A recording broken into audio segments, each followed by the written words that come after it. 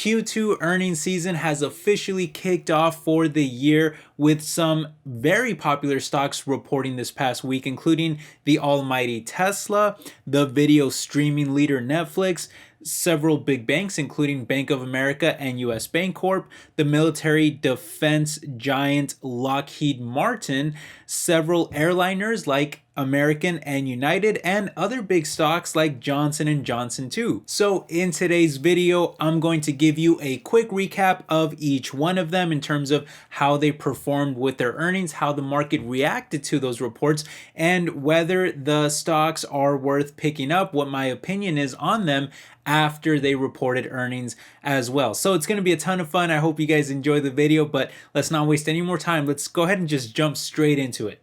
All right, now I'll just go in chronological order, starting with Tuesday, because Monday didn't really have anything worth noting, but Tuesday actually had several financial giants, including Synchrony, PNC, Morgan Stanley, Interactive Brokers, Charles Schwab, Bank of New York Mellon, and the one that most people were probably watching was Bank of America, which is currently ranked as the second largest bank in the country at over $2.5 trillion worth of assets. Now, I will just say that most financial stocks performed relatively well this quarter so far, given the high interest rate environment that is helping specifically banks earn more interest on their products, and Bank of America was no exception to that, as they not only beat analysts' expectations on both the top and bottom line, but they also grew sales by close to a double-digit rate, which is really good for their already massive size. They grew net income by a whopping 19% and EPS by over 20% as well. They also reaffirmed their guidance of $57 billion of net interest income, which is a really important measure of profitability for banks as they continue to benefit from that really high interest rate environment that I mentioned earlier, with the CEO even going as far as to say that the US economy is actually healthier than expected right now, even though it's growing at a slower pace, but still has a resilient job market. So nothing too surprising here. I think the high interest rates will continue to boost bank stocks, but just keep in mind that things can very quickly change for them if those same interest rates end up sending us into a recession, which at that point you will see bank stocks go from being some of the best performers to being some of the worst in the market. As it stands though, BAC climbed close to 10% for the week, thanks to that strong earnings report, but it is still down about 37% from its all-time high, given all of the uncertainty with the economy, and of course especially following the collapse of Silicon Valley Bank and a few others. By the way, I own JP Morgan Chase and US Bancorp instead, because I like the business more of Chase and I like the dividend more of US Bank, and I still plan to hold those long term, but we'll talk more about US Bank later in the video when we cover their earnings as well. Another big company to report on Tuesday though was the defense and aerospace company Lockheed Martin, ticker symbol LMT, who actually fell about 2% this week, despite what I feel was actually a very solid earnings report, beating on both the top and bottom line, with sales rising over 8% year over year and profits rising another 5% as well. Granted, that's not gigantic growth, but it's pretty good for what is already one of the biggest aerospace and defense companies in the entire world. And just like the strong performing stock price, which sits near a record high, I would argue that Lockheed has always been one of those businesses that you could just kind of hold on to the stock forever if you really wanted to, because unfortunately, as sad as it is to say, the world will always be surrounded by war and conflict, with even just the fear of potential conflict being enough to fuel defense spending and really kind of, keep the military industrial complex moving. And that's going to benefit companies like Lockheed Martin. And as such, they reported another record-breaking backlog of orders this quarter of well above $150 billion that is also being propped up by the war and the conflict in Ukraine. Setting aside any personal feelings about the business though, regardless if I agree or disagree with anything that they do, just looking at it from a stock investing perspective alone, the price does still look pretty attractive here, even near an all-time high, as their PE ratio of around 16 is still quite a bit less than the sector, which is closer to 20. Plus, they have one of the more attractive dividends out there that has been grown for 2 decades in a row. However, at just around a 2% yield, I would argue that the stock price is not really where I would want it to be right now, since that dividend has yielded above 3% and even 4% at several times in the past. I would personally wait for a broader market crash or correction before picking up this stock, because if you can get that dividend yield above 3% or closer to 4%, I think that would be a much better pickup. Moving on to Wednesday, though, by far the two most popular stocks to report that day were Netflix and Tesla. And starting with the video streaming giant first, the stock price actually surprised me a little as it fell over 10% this week, despite what I felt was actually pretty good earnings report that showed their recent crackdown on password sharing is strongly boosting their numbers. Now, just like all of you, I hate the new changes to password sharing, but Netflix, of course, loves it because it helped them gain nearly 6 million new subscribers, which is up huge from the prior year where they actually lost 1 million instead. That puts them now about 7 million ahead of the next closest competitor in streaming, which is Disney. Netflix also talked about future plans to crack down on other countries where password sharing is still allowed, which should translate over to even more subscriber growth in the future.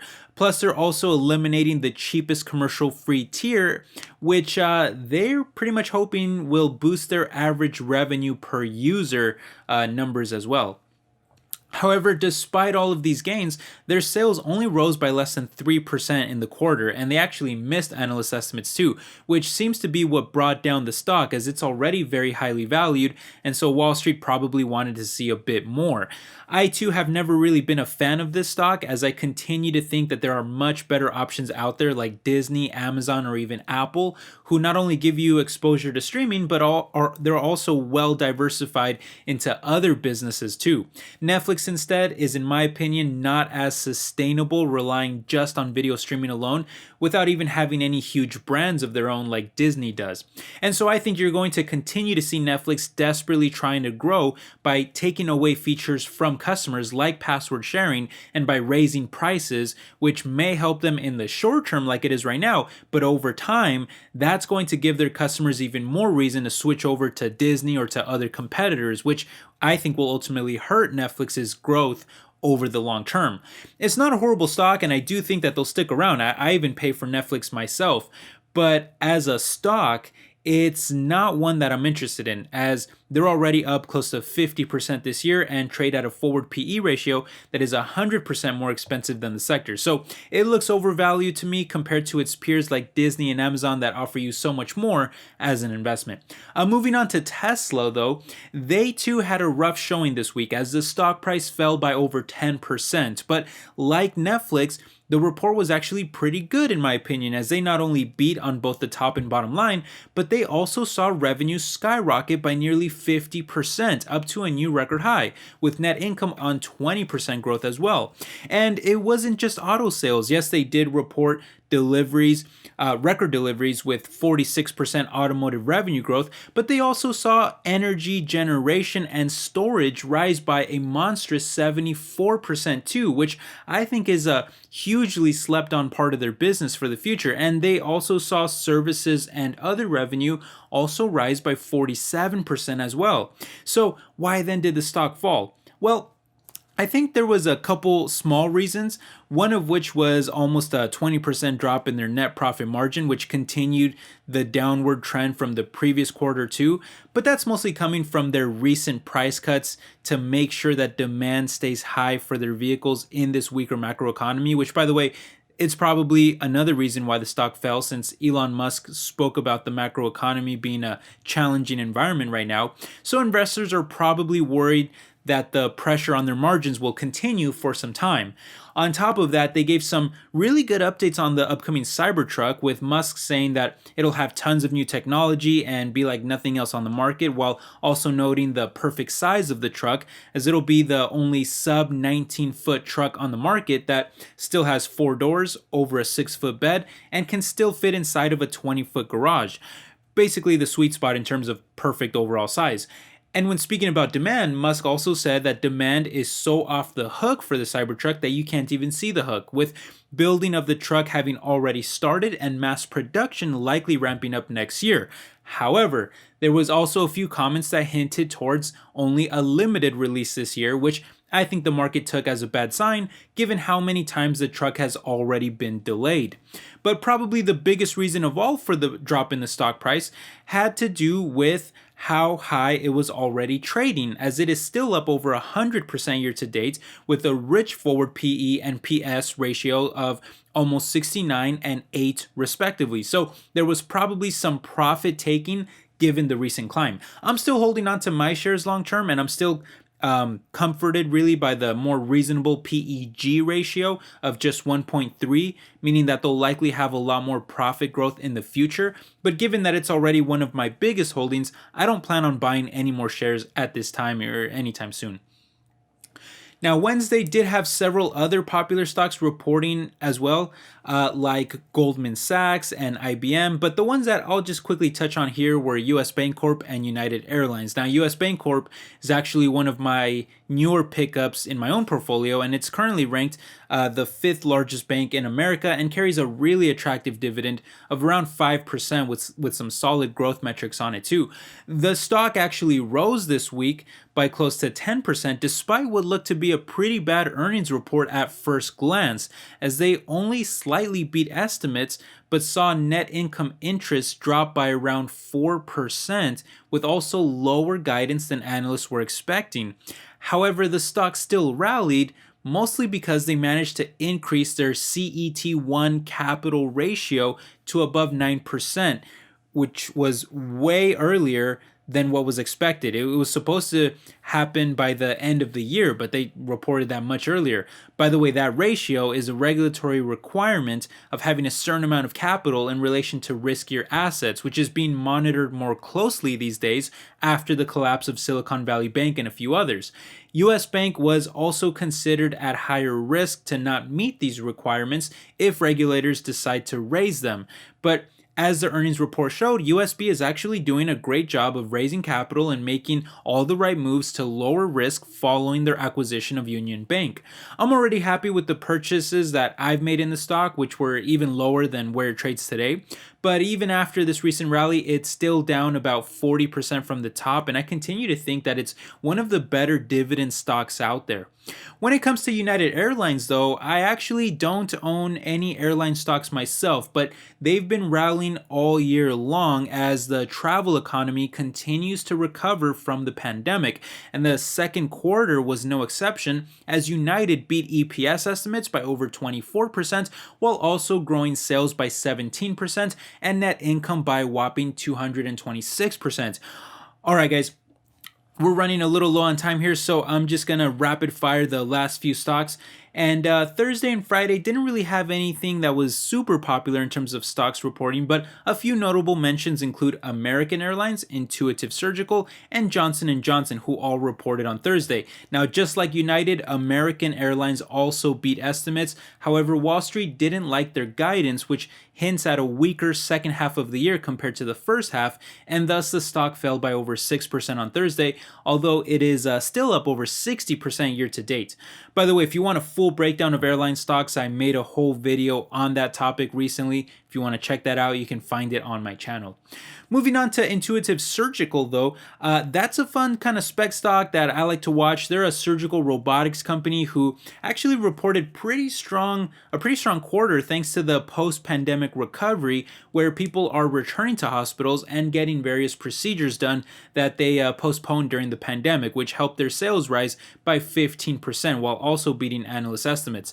And yet the stock actually fell because Wall Street wanted to see even better numbers, which is something that I've actually been warning you guys about in recent videos going into Q2 earnings, is that many stocks are kind of I would say priced to perfection right now. And not just that, I really think Wall Street wants them to exceed those expectations. And that's why you're seeing some stocks fall, even if they reported relatively good numbers. And that's why Intuitive stock fell by almost 5% this week as well, yet it is still up over 26% this year and is trading not too far away from an all-time high, so maybe there was some profit taking there as well. Personally, though, I prefer their rival Medtronic much more, who is currently down about 35% from their highs, and they pay a pretty sweet dividend too. And finally, I'll just mention J&J stock really quick, who, by the way, is another rival to Intuitive Surgical, since they also make surgical robotics products. However, they have a much larger and more diversified overall business than just that. But they too had a strong showing, beating on both the top and bottom line while also reporting revenue growth in each segment, including pharmaceutical sales rising 4% and medtech rising 10% in various categories like oncology, immunology, neuroscience, orthopedics, contact lenses, and much more. The company is also preparing to spin off its consumer healthcare division, which they hope will make the company more growth oriented in the future. As a result, the stock price rose over 7% following the report, and while it is technically negative this year, it's actually been a pretty reliable performer over the years, albeit slow moving due to various controversies and lawsuits that they're still trying to move past. One of the biggest reasons people invest in J&J though is for the dividend that has now been grown for a mind-blowing 6 decades in a row, although the yield is a little low for my taste at just less than 3%. So no shares for me, but I do enjoy tracking this one too. Anyway, that'll just about do it for this week's earnings. Let me know what your thoughts are down below. Do you own any of these stocks? What do you think about them? I'd love to hear your thoughts, and make sure you tune in for next weekend's update because we've got some big giant behemoths reporting next week, including Amazon, Google, and Microsoft. So that's going to be a ton of fun too. Make sure you're subscribed for that. But thanks again for stopping by, my friends. Thank you for all the support. I really appreciate it. And I will catch you in the next one. Take care, everybody. Bye-bye.